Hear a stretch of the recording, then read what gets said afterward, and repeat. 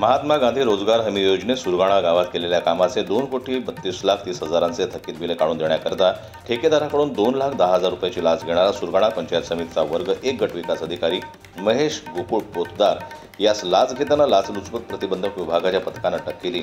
एसीबीने दिलेली माहिती अशी की तक्रारदार ठेकेदार आहेत, त्याने सुरगाणामध्ये महात्मा गांधी रोजगार हमी योजनेअंतर्गत 2,32,30,30,000चे कामं केले आहे।